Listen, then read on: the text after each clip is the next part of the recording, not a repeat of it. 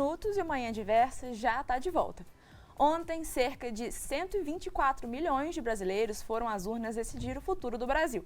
Ao longo de quase 3 horas de apuração, o país parou para esperar os resultados que declararam a vitória de Luiz Inácio Lula da Silva às 19 horas e 57 minutos. E para analisar essa conclusão da corrida eleitoral e os impactos e repercussões das eleições, nós convidamos o cientista político Raul Magalhães. Então, bom dia, Raul. Muito obrigada por ter vindo conversar com a gente nessa segunda-feira. Bom dia, Raul. Bom dia, Mari. Bom dia, Bárbara. Bom dia, espectadores. Vamos colocar aqui no telão já para a gente começar uma arte com os resultados das eleições de ontem, para a gente conseguir aí analisar direitinho os números e os impactos disso. A gente começa com os governadores, né? Presidente? Presidentes. Agora a gente vai falar dos presidentes. A gente tem aí, né, o Lula, do PT, com 50,9% do total dos votos válidos, né, que equivale a mais de 60 milhões de votos absolutos. E Jair Bolsonaro, do PL, com 49,10% dos votos válidos, que equivale aí a um pouco mais de 58% dos votos absolutos. Ou seja, é a eleição mais acirrada da história. Por quê? O que dá pra gente dizer sobre isso? Bom, de fato, ela é uma eleição muito acirrada e ela tem algumas lógicas que nós temos que captar. Uma delas é explicar a derrota de um presidente que está no cargo. Isso é inédito e ele sequer conseguiu ir para o segundo turno em vantagem, o que também é inédito. Isso se relaciona com a primeira lógica, que o presidente Jair Bolsonaro ele vinha sendo sistematicamente mal avaliado como governo. Se a gente olhar a avaliação dele como governo, desde sempre ela oscilava para baixo. Ele teve alguns momentos no passado, mas sobretudo para a atuação depois da pandemia, a avaliação dele era sempre muito ruim, né? E mesmo assim, ele conseguiu, no momento eleitoral, graças a algumas medidas, ficaram conhecidos como PEC Kamikaze, que significavam uma série de auxílios emergenciais, Auxílio Brasil, auxílio para motoristas de táxi, auxílio para motoristas de caminhão. Esses auxílios, esse uso da máquina, conforme foi discutido, permitiu que ele tivesse uma sobrevida eleitoral.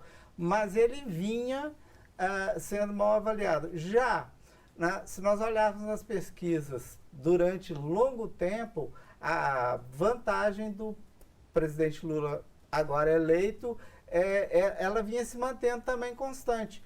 Então, ele teve uma pequena oscilação agora de queda ao final por razões eleitorais, do clima da eleição, mas se nós olharmos por essa lógica, permaneceu aquilo que vinha sendo reiterado nas pesquisas, ou seja, que Lula venceria e que Bolsonaro, por estar mal avaliado, sequer passar para o segundo turno em vantagem, o que seria muito significativo, se deu. Agora, obviamente, dentro da eleição tem uma série de aspectos que a gente pode discutir, né? E, Raul, quando a gente chegou a 73,31% das urnas apuradas, o que obviamente não é pouca coisa, o candidato Bolsonaro, esteve à frente. E depois aconteceu a mudança. Sim. Como é que a gente consegue fazer a leitura dessa troca? Isso, né, sempre tem relação com o tamanho do Brasil e a geografia do voto. Várias regiões, elas têm por dificuldade de totalizar mais rapidamente. O sul do Brasil, onde Bolsonaro tem mais vantagem, fecha primeiro, envia os boletins de urna primeiro do que em muitas cidades do resto do Brasil. Então teve uma tradição. Aconteceu isso no primeiro turno, esse fenômeno aconteceu no primeiro turno e ele já era esperado que acontecesse de novo. Assim, ninguém deve cantar vitória antes de ser totalizado. Nas eleições antigas do Brasil, isso também era verdade. Determinadas regiões, quando chegavam às urnas de determinadas regiões, costumava mudar para um ou outro candidato. Então, isso tem a ver com a geografia do voto. E, historicamente, Minas Gerais é um espelho do Brasil nas eleições presidenciais, desde 1989. Então, muita gente acreditou mesmo na vitória de Lula depois que ele virou aqui em Minas Gerais. A que se deve esse espelho? E aqui é uma grande incógnita, né, Mari? Porque o Estado votou mais no Lula, BH, que é o grande colégio eleitoral do Estado, né, votou mais no Bolsonaro. E essa matemática de Minas, como que funciona, Raul? Bom, ela tem algumas variações. Vamos pensar assim, Minas Gerais é o estado central, o norte de Minas tem uma certa semelhança com o Nordeste, o sul de Minas com São Paulo. Aqui nós já temos uma fronteira com o Rio de Janeiro, o Triângulo Mineiro com o Centro-Oeste. Então, Minas ele representa mesmo geograficamente uma série de vetores ou de influências que fazem com que o Estado seja uma espécie de imagem do Brasil. Então, isso vem se repetindo em várias eleições, nessa não foi diferente, né? Lula venceu em Minas, aliás, tem uma espécie enfim, aqueles mitos que nós criamos. Tem que vencer em Minas e tem que vencer no Amazonas. E nos dois estados aconteceu. E a virada no Amazonas também foi ao final, quando chegam votos de algumas regiões do Amazonas que não são exatamente das regiões maiores, né? E aí Lula virou lá e virou em Minas. Então, assim, isso não chega a ser surpreendente, não. Então, numericamente falando de Minas, né? Lula alcançou 50,20% dos votos válidos, Bolsonaro 49,80%. Em BH, Bolsonaro obteve 54,25% dos votos e Lula 45,75%. Você acredita, então, Raul, que essa variação se dê, inclusive, pelas influências geográficas? Inclusive regionais. Por exemplo, nós sabemos que o Vale do Jequitinhonha, uma região mais pobre de Minas, ela espelha uma votação semelhante à do Nordeste, onde o Lula tem uma vantagem muito grande, né? Mas eu acho que foi interessante ver que Belo Horizonte votou com Bolsonaro, significa um grande esforço que foi feito em Minas Gerais de campanha, porque o ex-prefeito Elias Calil é apoiador de Lula e foi um prefeito muito bem votado em Belo Horizonte. Então, o Alexandre Calil, né? O Alexandre Calil, perdão. O Elias era o pai dele. Tá tudo em casa. Tem a ver com futebol. O Elias Calil foi presidente também do Atlético. Esses nomes ficam na cabeça. Mas, então, enfim, tem a questão do presidente, tem a questão do governador Zema, né? Que também apoiou claramente o Bolsonaro. O Zema, ele vestiu a camisa num nível que nenhum outro governador do Brasil fez. Talvez a gente possa dizer candidato, sim, mas nenhum governador trabalhou tanto. Nem mesmo Cláudio Castro, que conseguiu, inclusive, uma vitória boa para Bolsonaro no Rio de Janeiro. Zema apostou tudo.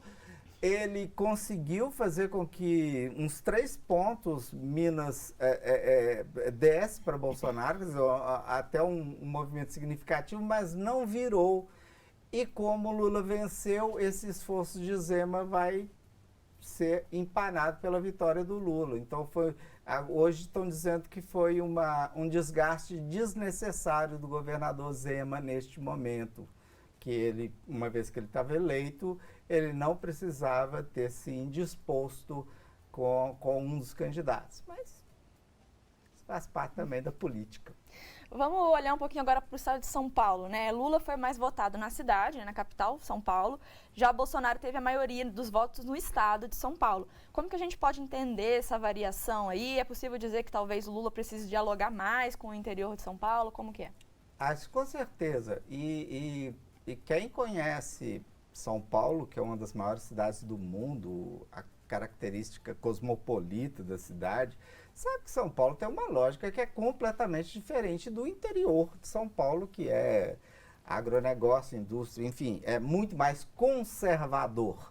E a capital ela é muito mais aberta a experimentações, tanto que o PT já mais de uma vez governou a cidade, né? Já houve Luiz Erundina, Marta Suplicy e o próprio Haddad já foram prefeitos de São Paulo, e o interior de São Paulo sempre dando vitória para o PSDB, que acabou agora em São Paulo o ciclo, né? De controle do PSDB sobre... O interior é sempre mais conservador.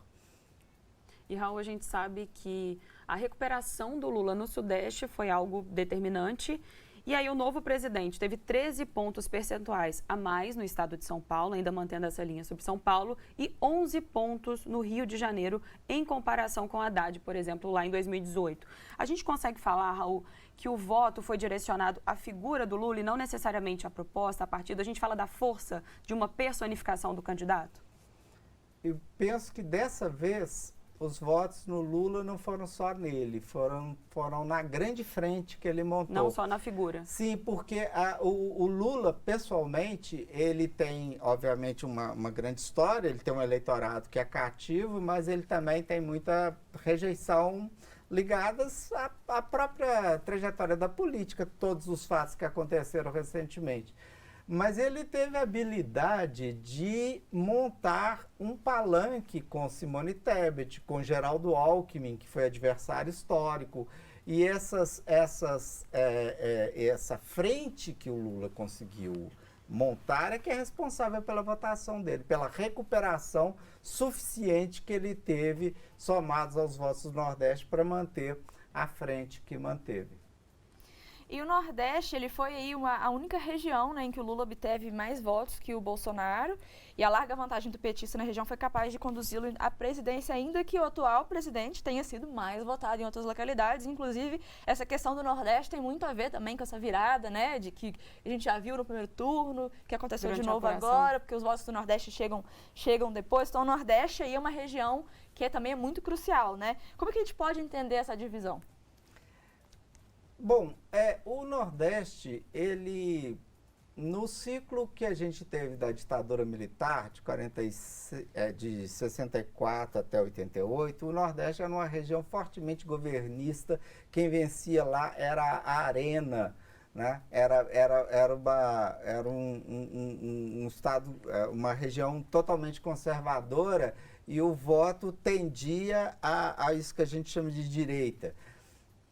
Lula conseguiu, nos seus 8 anos de mandato, inverter essa relação, muito em função de uma enorme quantidade de investimentos que fez no Nordeste. Essa experiência que as pessoas tiveram, e eu creio que quem conheceu o Nordeste antes e conheceu depois, viu o tamanho do desenvolvimento. Isso enraizou no povo nordestino uma afinidade muito grande com essa proposta.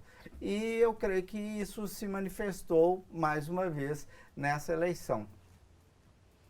E no próximo bloco a gente segue aqui analisando os resultados das eleições, com a ajuda, é claro, do cientista político Raul Magalhães. E você vem também participar desse bate-papo com a gente. Já aproveita o intervalo para mandar sua pergunta. Nosso WhatsApp é 32 999397416 e o Instagram, @TV Diversa. Daqui a pouquinho a gente já está de volta.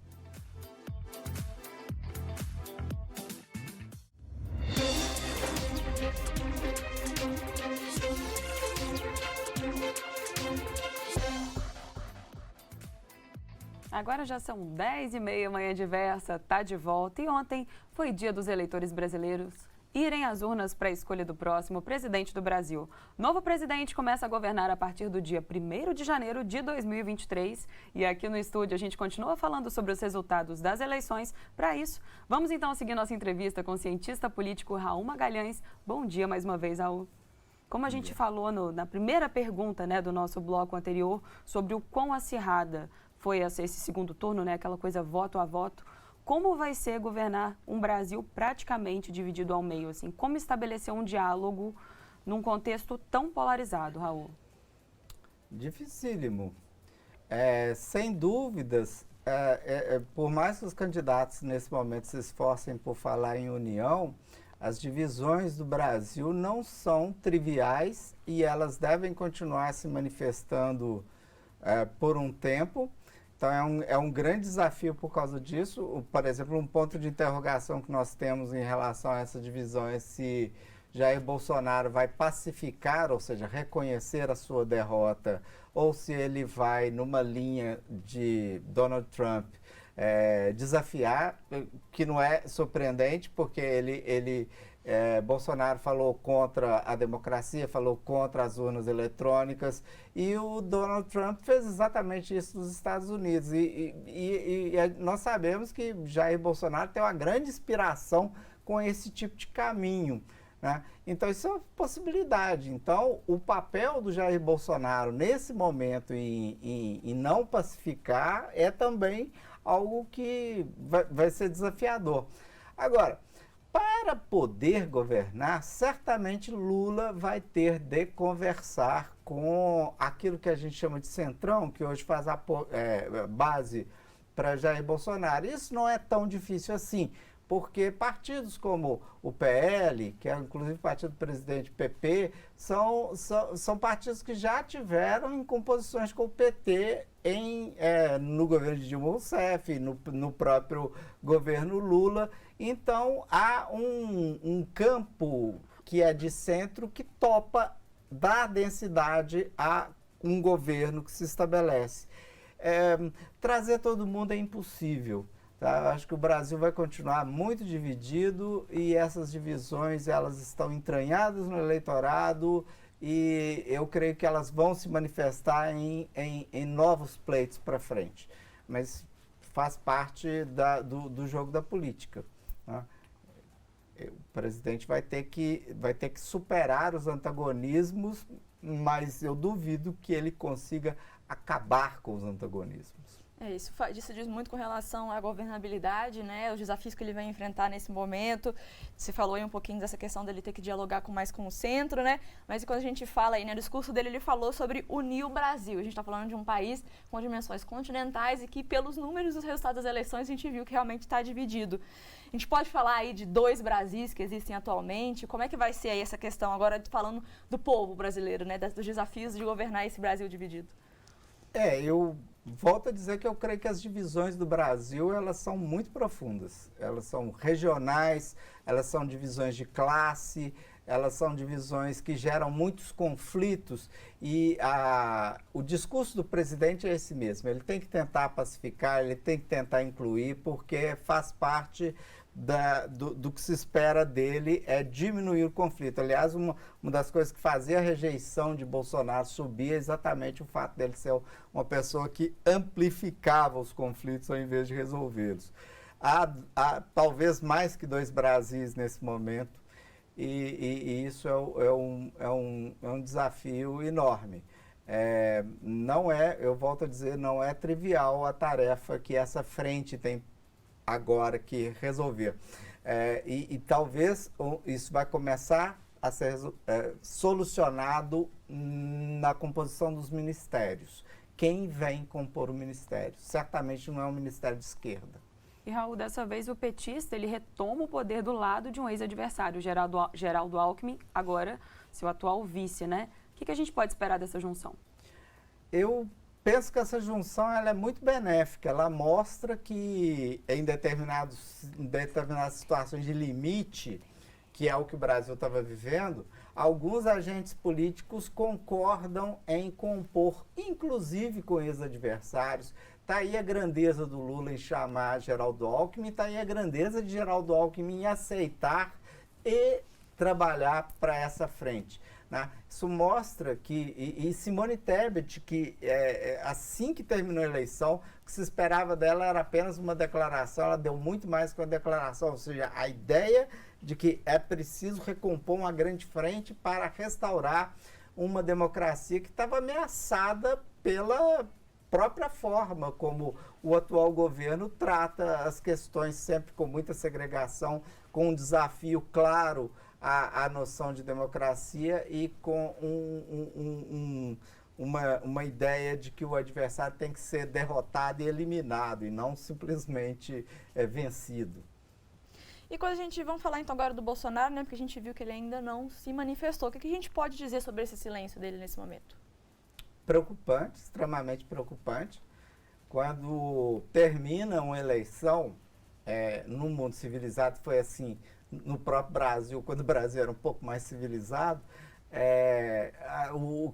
quem perde normalmente reconhece, faz um discurso, agradece aos votos. Você vê que o presidente Bolsonaro ele não agradece sequer os 58.206.354 votos. Há muita gente que votou nele, não mereceu um agradecimento, ou seja, ele despreza o próprio eleitorado. Com isso, ele cria uma situação de conflito amplificado. Então, eu vejo com preocupação, acho que isso vai determinar nesse momento, eles devem estar discutindo se ele deve capitular, reconhecer a eleição ou desafiar o processo, dizer que a eleição foi roubada. Se me permitem, Steve Bannon, que foi o estrategista do Donald Trump, que é um dos estrategistas da extrema-direita, que foi importante para Bolsonaro, ele já deu uma declaração de que a eleição foi roubada e que Bolsonaro não deve aceitar o resultado. Declarou isso lá nos Estados Unidos. Se isso vai chegar aqui na cabeça do Bolsonaro e ele vai seguir esse caminho, nós não sabemos, porque possibilidade tem, porque esse é um comportamento que faz parte da história dele, acirrar conflito, criar conflitos como forma de escalada política. E, Raul, de forma inédita, o Lula ele consegue agora pela terceira vez, né, ser presidente do Brasil, só que isso acontece agora depois de um grande ato, né, longe ali do Palácio do Planalto. O que ele pode esperar? O que mudou no Brasil de lá para cá? O Brasil é mais dividido ainda, aquela pergunta da divisão. O Brasil tem mais ódio entre regiões, tem mais ódio entre classes. Nós temos noções muito diferentes do que é segurança. Por exemplo, a aposta desse governo é que segurança é distribuir armas para todas as pessoas e daí a história do Brasil vinha numa tentativa de controlar esse tipo de movimento. Então, Lula pega um Brasil muito diferente, com desafios muito novos. E uma agenda que não era nem do Lula e que o Bolsonaro piorou a olhos vistos, é a agenda ambiental, né? O Brasil está em uma crise ambiental absurda e isso vai ter que ser, vamos dizer assim, enfrentado logo de saída, né? A Europa, por exemplo, quer boicotar a compra de produtos brasileiros porque o Brasil degrada o meio ambiente, contribui para o efeito estufa. Quer dizer, até pela lógica do agronegócio, o Bolsonaro era ruim, né? Porque os grandes exportadores de grãos iriam enfrentar problemas com mercados justamente porque essas pessoas querem que tenha algum tipo de controle ambiental. Essa nunca foi uma pauta forte no PT também, e agora vai ter que ser. Com certeza. E aí, num cenário inédito no Brasil, a gente viu aí que a abstenção no segundo turno foi menor do que no primeiro. Isso aí se deu por qual motivo? Tem como a gente analisar essa diferença? Pelo acerramento da eleição. Assim, a abstenção é alta, né? Ela vem sempre subindo, 20 não é uma abstenção baixa, mas ela só não subiu mais porque houve um enorme esforço de todas as partes que os brasileiros fossem votar. E os brasileiros foram votar, né? Isso teve uma energia de que algo muito importante estava sendo decidido no Brasil. Eu creio que isso tocou os cidadãos, tocou idosos nós tivemos esse resultado. A abstenção, que era o grande bicho-papão, foi controlada. E, Raul, até para a gente terminar o nosso bate-papo, infelizmente, o resultado oficial ele saiu às 19h47, quase 2 horas, né, depois de acabar a eleição. O que a gente pode dizer, então, sobre as urnas que foram tão contestadas, né, durante toda a campanha? Acho que a gente pode dizer que elas funcionaram bem, que o sistema foi uma eleição limpa.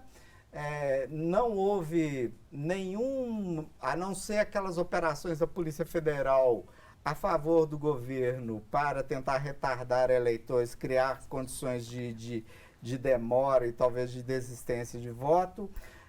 Nós não tivemos problemas maiores. E era um temor, porque numa eleição tão dividida, havia muito temor de violência, havia muito temor enfim, ações que pudessem causar problemas maiores. Felizmente, não aconteceu. Chegamos ao final de um ciclo eleitoral que tem todas as razões para ser legitimado internamente pelas instituições. Muito importante, o presidente da Câmara, o Lira, já declarou imediatamente que a eleição foi válida, o Pacheco do Senado imediatamente que a eleição foi válida, então o Superior Tribunal Eleitoral também, enfim, as instituições imediatamente garantiram o resultado das urnas. Então, creio que agora nós temos condições de legitimidade para enfrentar os atritos que podem acontecer pela atitude do presidente Bolsonaro.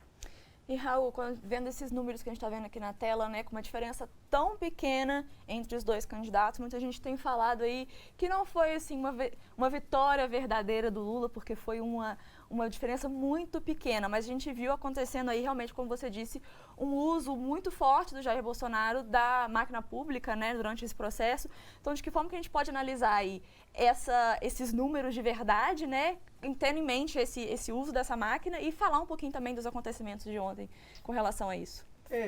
Ontem, o vice-presidente eleito Geraldo Alckmin, ele deu uma entrevista rápida para a imprensa em que ele disse o seguinte, que nenhum outro político brasileiro teria conseguido enfrentar Jair Bolsonaro com o uso dessa máquina e ainda vencer.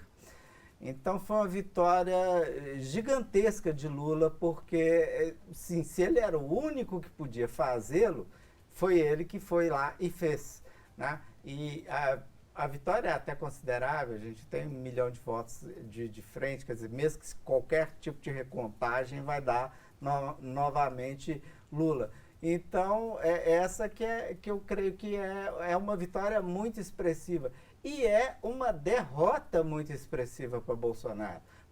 Um presidente que não consegue passar do primeiro para o segundo turno na frente, um presidente que foi mal avaliado, um presidente que só conseguiu produzir essa votação porque abriu as torneiras, produzindo inclusive um problema fiscal que vai lá para frente, né, no momento que eles estavam aprovando as PECs de distribuição desses auxílios todos, todo mundo estava dizendo assim, olha, vai dar problema lá na frente. O próprio Guedes, que Paulo Guedes, que é ministro, fez isso alertando que iria ter e vai ter problema lá na frente. Se a gente for pensar bem, o tamanho do uso da máquina que Jair Bolsonaro produziu, ele é um candidato muito deficiente, porque era para ele ter tido uma performance melhor. O investimento dele em Minas foi gigantesco. O último ato de campanha dele foi aqui, com o Zema. Eles não conseguiram sequer virar Minas Gerais. Por 49 mil votos, Lula ainda venceu em Minas. Então, pode não ter sido uma grande vitória do Lula, acho que foi, mas certamente foi uma derrota absurda para Jair Bolsonaro. Raul, muito obrigada pela sua participação aqui hoje para conversar Raul. com a gente. Foi um excelente bate-papo. A gente fica as portas aí abertas para outras ocasiões. Muito obrigada pelos esclarecimentos. Eu que agradeço. Contem comigo sempre que quiser. Nós vamos dar uma pausa no assunto eleições, porque no próximo bloco tem Bora Rangar e hoje com uma receita de pumpkin pie, aquela torta de abóbora clássica do Halloween norte-americano. E ainda hoje tem resenha esportiva com Gabriel Luterbach. Manhã Diversa já volta.